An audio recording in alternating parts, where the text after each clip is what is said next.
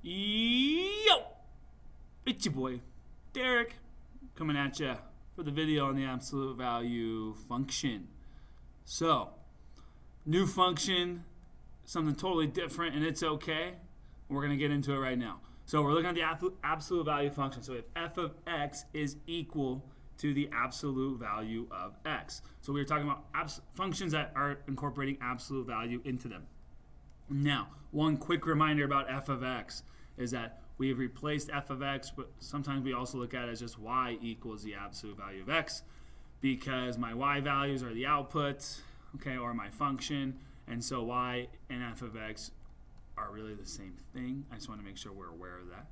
So, what we're going to be doing is we're going to look at what the graph of the absolute value of x looks like by making a table, plugging in some points, and plotting some points. So I have my x values I want to plot. So then what I also want to do is I also want to look at what is my f of x then when it's equal to absolute value of x. So basically I'm saying what is the absolute value of -2, and that's going to give me my new ordered pair. Okay, so we're using our table, plugging in x into the absolute value of x, and then we are going to then plot some points. Okay, so I'm looking for the absolute value of 1, absolute value of 2, so on and so forth. So if I were to complete this table, okay, I have my x coordinates. So I know these are my x coordinates I'm going to be using on the graph. So I'm going to look at when x is -2, what's my y value? When x is -1, what's my y value? So on and so forth. And then I'm going to plot these points. So when x is -2, I plug it in. Absolute value of -2. We know absolute value is always positive. So my ordered pair is -2, +2. When x is -1, so that means my absolute value of -1 is +1 because my absolute value is always positive. So when x is -1, my y is +1. Absolute value of 0 is just 0 because it's not anywhere away from 0. So 0, 0. This graph will go through the origin. Absolute value of 1 is 1. So my ordered pair is 1, 1. And the absolute value of 2 is 2. So my ordered pair is 2, 2. Now I'm going to plot these points on the graph real quick. -2, +2. -1, +1. 0, 0. 1, 1. 2, 2. These are the points that are on this graph. This is the absolute value function. If I continue the pattern, it would look like this. Let me see if I can go left. If I continue the pattern, it'll look like this. Absolute values functions make a graph that looks like a V. Okay, they're gonna look like a V. Now, the right side and the left side should be symmetrical to each other, where it's like a mirror image of one another. So if I flip this over, they should land right on top of each other. Okay. Let's look at why that is. So a couple things first, though, that we have to look at is our vocabulary terms for today. So first we have is vertex. The vertex is where the axis of symmetry intersects the graph, but also the vertex is where the the V comes to a point.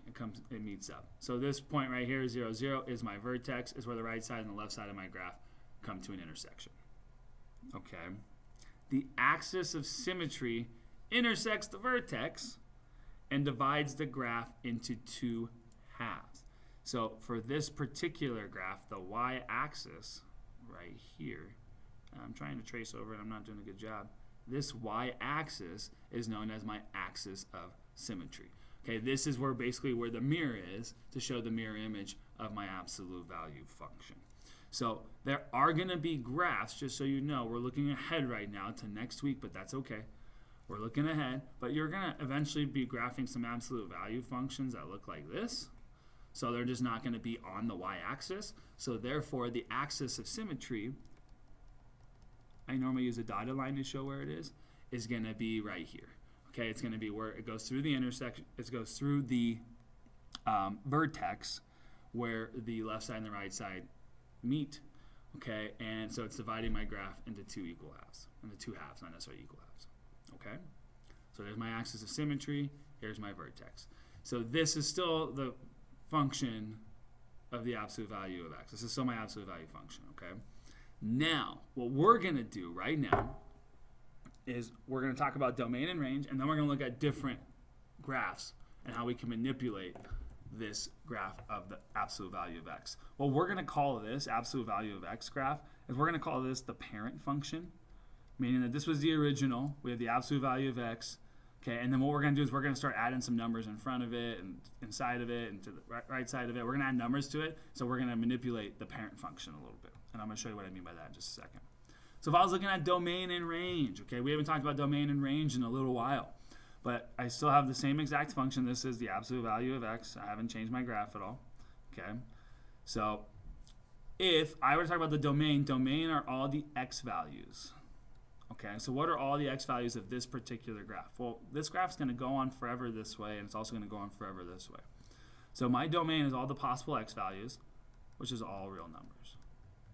Okay, because if it goes on forever to the left and forever to the right, that means all real numbers are going to be included. Notice how it doesn't have to be whole numbers either, because you can have the absolute value of 1.5. Okay, so if I was looking at the absolute value of 1.5, well, it should be 1.5. Okay, because that's how far away it is from 0. So my domain is all real numbers because it expands both ways. If I looked at my range, those are all the y values. Okay, all the y values, well, are we using all real numbers for all my y values? Well, it looks like it starts at 0, 0, and then it goes from there. So my range is all positive numbers. We could say all real positive real numbers. You could also just say y has to be greater than or equal to 0. For my range, because I'm starting at 0 and it looks like it's going to go on forever upwards, but it can't be any negative numbers. So my range is anything greater than 0 because I'm at 0. 0 is included here. But then we're using every number that's above 0, so all positive numbers. So y is greater than or equal to 0 could be my range here. Okay, so you will be asked for domain and range. Now what we're going to do is we're going to take this parent function here. This is still my parent function, hasn't changed yet. Okay, whoops, sorry. Still my parent function has not changed. So what we're going to do is we're going to show what happens when I change it up a little bit, when I change up my absolute value equation. Okay, so now I added a 2 in front. Okay, so now I have this 2 in front right here. So I want to know, this is my graph of y is equal to, or I'm sorry, f of x is equal to the absolute value of x. I want to know what happens when I multiply that absolute value of x by 2. So I can do this real quick. I'll do this graph in blue. And I can do this real quick by making a quick table. Okay? So let's go 2 times absolute value of x, and then we'll have, oh, this is an ugly table, what my f of x equals. So let's use the same values we use. We use -2, -1, 0, 1, 2. We're going to use our same values for our table. Sorry that this table is the most ugly table you've ever seen in your entire life. I'm going to plug in these values for x. Okay, so I have 2 times the absolute value of x, 2 times the absolute value of x, 2 times the absolute value of x, and then 2 times the absolute value of x. So 2 times the absolute value of -2, well, the absolute value of -2, so 2 times 2 is 4. So that gives me a point. Don't know why that happened. That gives me the point -2, 4. I'm going to plot that right now. -2, 1, 2, 3, 4. Okay? 2 times the absolute value of -1 is 1, so 2 times 1 is 2, so -1, 1, 2. 2 times 0, that's 0, so it still goes through my origin. And then we should recognize right away, because the left side, when -1 was 2, then my right side is going to be the same at this point, because 2 times 1 is 2, and then I'll get 4. So when x is 1, my y is 2. When x is 2, my y is 4. So if I plug in this 2 in front here, we notice the v got a little bit skinnier, which is fine.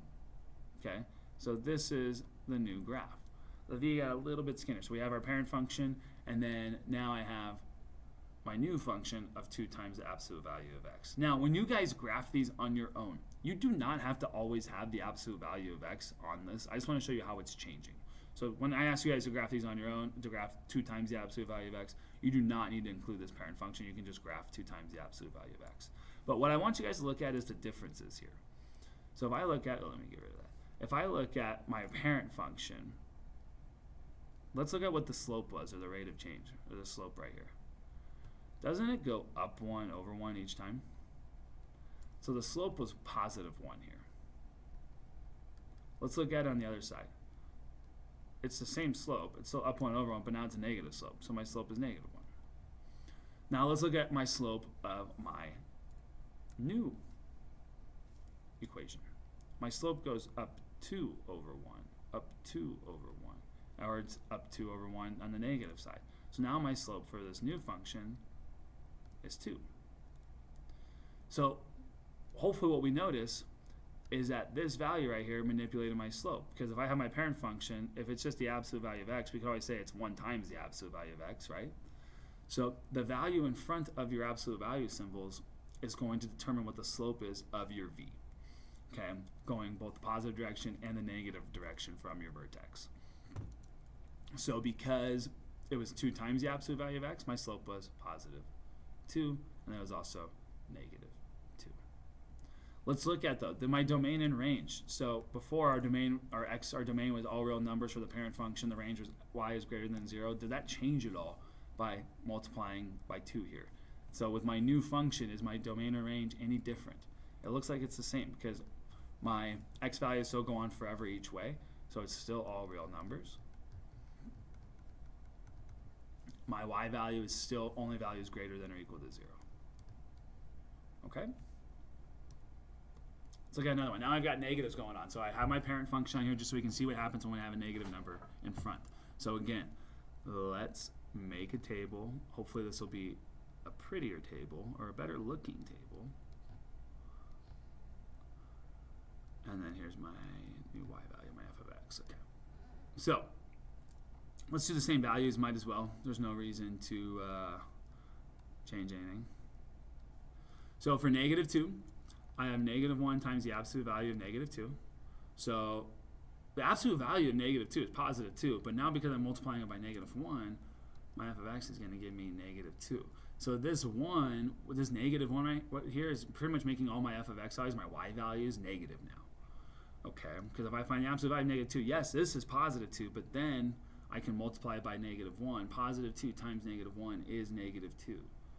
So, and that's going to be the same for all of these. 0 is still 0. I mean, we know that. Okay, the absolute value of 0 times negative 1 is still going to be 0. But if I take even the positive 1 here, if I plug that in, negative 1 times the absolute value of 1. Absolute value of 1 is 1. Times negative 1 is still going to give me negative 1. Okay, so what we did here is let's look at what happens to our graph. I have 0, 0, but then I have the point negative 2, negative 2. Negative 1, negative 1, 0, 0, positive 1, positive 1, positive 2, negative 1. So what that did is by having a negative in front of my absolute value function, it flipped the v upside down. Now, my domain and my range, did those change? Well, my domain definitely did not change. It's still all real numbers. All x values are still included here. Okay, but my range is now different because now it's all the negative values. So my y values for this particular function have to be less than or equal to 0 because all numbers less than or equal to 0 will be included in my range, all my y values. Okay. Now, so let's recap. My slope is still 1, right? My slope is still 1 over 1. It's going down 1 over 1, down 1 over 1, down 1 over 1, down 1 over 1, down. But it's going to be positive 1 and negative 1 still. So that negative sign in front gives me my slope, but this negative sign is really flipping that v upside down. And it's changing just the range. Okay? So try this one on your own. So graph this on your own. Let's see if we can do it without using a table. Let's see if we can do it without graphing a table.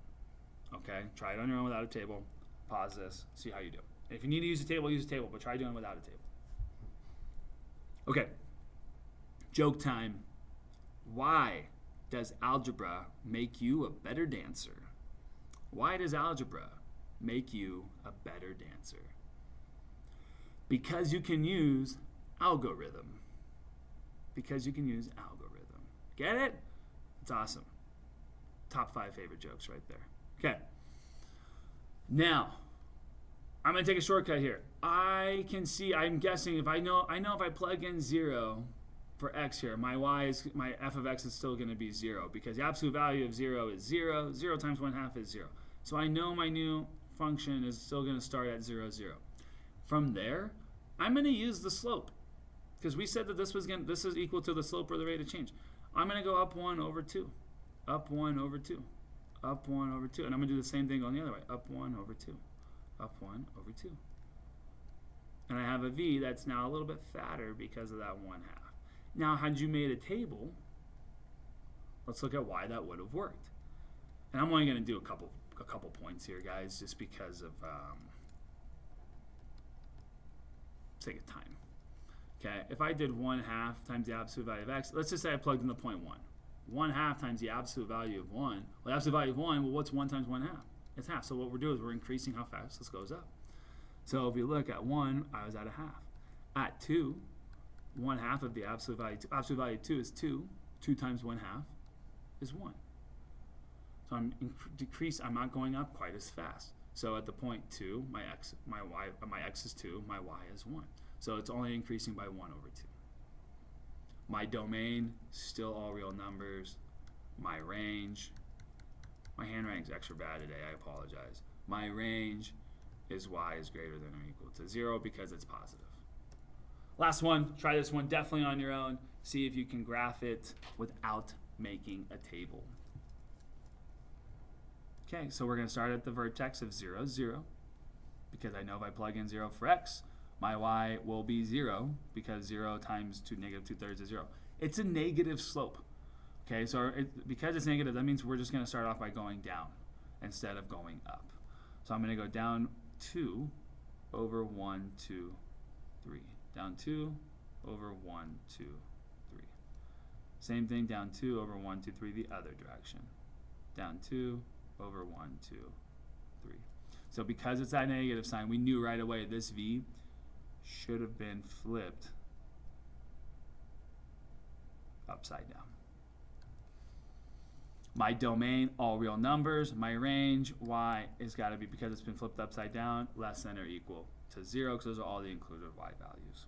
And it's going to be a little bit fatter than my parent function just because my slope is less than 1. So it's not going to be increasing at a steeper rate. It's going to go at a slower rate. And that's it. That's the absolute value function. We're going to go deeper into it later on. But as long as you guys understand the parent function and understand what happens with this value in front, we're good to go from here. Let me know if you guys have any questions. Thanks for watching. Gradius is out.